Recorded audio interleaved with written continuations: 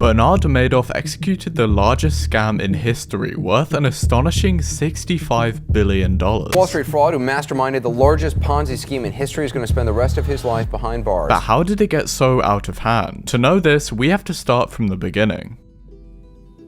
Bernard Madoff was born on the 29th of April in 1938 in New York, and ever since he was young he had a passion for the stock market, which he got from his father Ralph Madoff, a stockbroker. Growing up in New York, Madoff spent his time observing his father's work and learning about stocks and investments. His parents were both Jewish, and his mother Sylvia was a housewife who focused on raising her two sons. But unlike a normal child, Madoff was quiet and reserved and spent most of his time studying and reading about the stock market. And after graduating from Far Rockaway High School in 1956, he attended the University of Alabama for a year. However, he ended up feeling out of place there and transferred to Hofstra University in New York, where he got his degree in political science and graduated in 1956. He then went on to law school at Brooklyn but dropped out before completing his degree, and in 1960, at the age of 22, Madoff founded his investment company called Bernard Madoff Investment Securities, and this was where the devastating scam started. In the 90s, he'd made a name for himself delivering consistent,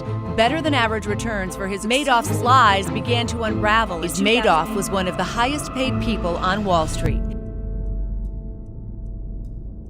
The company began as a penny stock trader but quickly became one of the largest market makers on Wall Street. Madoff was able to use his connections to build an exclusive client list, which consisted of plenty of wealthy individuals, celebrities, and multiple charities. Madoff's success in the financial industry grew rapidly, and he quickly became a prominent figure in the financial industry, serving as the chairman for a well-known company called Nasdaq Stock Exchange from 1990 to 1991. He was also known for his charitable acts and donated millions of dollars to various charities. But this wasn't all legal money. Madoff's investment strategy was based on a conversion strategy, which involved buying stocks and options and then hedging against market fluctuations. He promised his clients steady and reliable returns even in difficult markets. His clients were impressed with his track record, and he was able to attract billions of dollars in investments. He originally started the scheme back in the 90s, using new investments to pay off old investors. Back then, Madoff was a respected man in the financial industry, but he used this reputation to lure innocent people into his giant scam. He promised these people that their money would be in the safest stock markets possible, but little did they know that this was all one giant scam. So while innocent people were investing in him, he actually used the money for other things, such as to pay off his early investors and to fund his luxurious lifestyle. He had multiple houses all over America, expensive supercars, and even private jets. And for over 2 decades, Madoff managed to keep the illusion of him being a legitimate business person, using his reputation and connections in the financial world to cover up the shocking truth. But then it all went wrong for Madoff. Concerns about Madoff's business practices surfaced as early as 1990. They couldn't be bothered to conduct a thorough and proper investigation. The financial crisis triggered investors to make withdrawals from his Madoff was unable to find new investors to pay off the old ones.